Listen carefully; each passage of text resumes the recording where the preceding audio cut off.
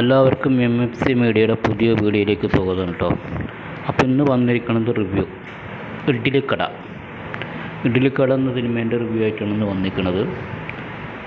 ഇന്നലെ രാവിലെ 6:30 കാന്താര കാണാൻ പോയി. കാന്താര കണ്ടിട്ട് തിരിച്ചു വരുമ്പോൾ ഫുഡ് കഴിച്ച് വന്ന് കിടന്നുറങ്ങി. അതുകൊണ്ട് ഉച്ചക്കത്തെ ഫുഡ് കഴിച്ചില്ല. ഉറക്കണീറ്റ് രാത്രി ഇഡ്ഡലിക്കട കാണാൻ പോയി. രാത്രി പടം കഴിഞ്ഞിട്ട് തിരിച്ചെത്തുമ്പോൾ ഒരുപാട് സമയമായതുകൊണ്ട് ഇന്നലെ റിവ്യൂ ഇടാൻ പറ്റിയില്ലായിരുന്നു. പിന്നെ രാവിലെ എണീച്ച് പതുപോലെ ജോലിക്കൊക്കെ പോയി. പിന്നെ തിരിച്ചെത്തി ഇപ്പോഴാണ് റിവ്യൂ ഇടാനുള്ള സമയം കിട്ടിയത്. ഇനി നമുക്ക് റിവ്യൂയിലേക്ക് കിടക്കാം കേട്ടോ. അതിന് നമ്മൾ ചാനലിൽ എല്ലാവരും ഒന്ന് സബ്സ്ക്രൈബ് ചെയ്യുക, ബെൽ ബട്ടൺ അമർത്തുക, എല്ലാവർക്കും ഷെയർ ചെയ്ത് കൊടുക്കുകയൊക്കെ ചെയ്യും കേട്ടോ. ഇപ്പോൾ നമുക്ക് റിവ്യൂയിലേക്ക് കിടക്കാം. ഇഡ്ഡലിക്കട ധനുഷ് തിരക്കഥ എഴുതി സംവിധാനം ചെയ്തിരിക്കുന്ന സിനിമയാണ് ഇഡ്ഡലിക്കട കഥ. ഇതിൽ രാജ് കിരൺ, ആലിയ ഭട്ട്, അരുൺ വിജയ്, നിത്യ മേനൻ, പാർത്ഥിബൻ, സമുദ്രക്കനി, സത്യരാജ് തുടങ്ങിയവരാണ് ഈ സിനിമയിൽ അഭിനയിച്ചിരിക്കുന്നത്. എല്ലാവരും തുടങ്ങിയ നടന്മാരാണ് ഈ പടത്തിൽ അഭിനയിച്ചിരിക്കുന്നത്. ഈ സിനിമേൻ്റെ പ്ലോട്ടിലോട്ട് വന്നു കഴിഞ്ഞാൽ ഗ്രാമത്തിൽ ചെറിയൊരു ഇഡ്ഡലിക്കട, ആ ഗ്രാമത്തിലുള്ളവരും ആ ഇഡ്ഡലിക്കടയും തമ്മിലുള്ള സെൻറ്റിമെൻറ്റ്സും കാര്യങ്ങളൊക്കെ ആയിട്ട് മുന്നോട്ട് പോകുന്നൊരു കഥ. അതിന് ചുറ്റിപ്പറ്റിയിട്ടുള്ളൊരു സംഭവ വികാസങ്ങളൊക്കെ ആയിട്ട് മുന്നോട്ട് പോകുന്നൊരു കഥയാണിത്.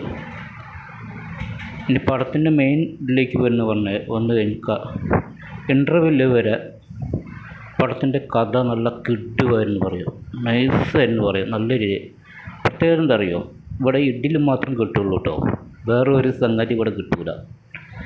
വട കിട അങ്ങനത്തെ പരിപാടി ഒന്നുമില്ല, വെറും ഇഡ്ഡലി മാത്രം.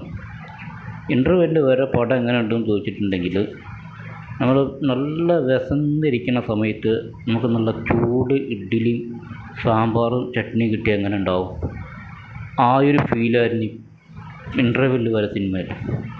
പക്ഷേ ഇൻ്റർവെല്ലിൻ്റെ ശേഷം വന്നു കഴിഞ്ഞാൽ പടം കഥയ്ക്ക് ചേർന്നൊരു കഥേൻ്റെ ഒപ്പരം നിൽക്കുന്ന രീതിയിലൊരു തിരക്കഥ മെനഞ്ഞെടുക്കാൻ പറ്റിയില്ല എന്ന് വേണം തന്നെ പറയാൻ.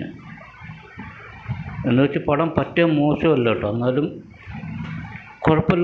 കുഴപ്പമില്ലാത്ത രീതിയിൽ കണ്ടിരിക്കാൻ പറ്റും. ഒരു ഫാമിലി പടം അത്രേ ഉള്ളൂ. ഫാമിലിയായിട്ട് പോയിട്ട് എൻജോയ് ചെയ്ത് കണ്ടിരിക്കാൻ പറ്റിയൊരു സിനിമ. പിന്നെ കൂടുതൽ പ്രതീക്ഷ വെച്ചിട്ട് പോകാതിരിക്കുന്നതാണ് നല്ലത്. കൂട്ടുകാരായിട്ട് ഒപ്പം പോയിട്ട് എൻജോയ് ചെയ്ത് കാണാൻ പറ്റിയൊരു പടമല്ലത്. ഫാമിലിയായിട്ട് പോയി കാണാം, ഫാമിലിയായിട്ട് പോയിട്ട് എൻജോയ് ചെയ്ത് കുട്ടികൾ കാണാൻ പറ്റിയൊരു ഫാമിലി പടം. പക്ഷേ സെക്കൻഡ് ഹാഫിലോട്ട് വരുന്ന സമയത്ത് ആ തിരക്കഥയിൽ കുറച്ചും കൂടി ഒന്ന് ശ്രദ്ധിച്ചിരുന്നെങ്കിൽ ഒന്നും കൂടി അടിപൊളിയായിരുന്നു പടം പറ്റ മോശമല്ല കേട്ടോ, ഒരു ആവറേജ് സിനിമ ആയിട്ടാണ് എനിക്ക് തോന്നിയത്. അപ്പോൾ നമ്മൾ ചാനൽ എല്ലാവരും സബ്സ്ക്രൈബ് ചെയ്യുക, ബെൽ ബട്ടൺ അമർത്തുക, എല്ലാവർക്കും ഷെയർ ചെയ്ത് കൊടുക്കുക കേട്ടോ. അപ്പോൾ പുതിയൊരു വീഡിയോ ആയിട്ട് നമ്മൾ വീണ്ടും വരുന്നതായിരിക്കും. നന്ദി, നമസ്കാരം.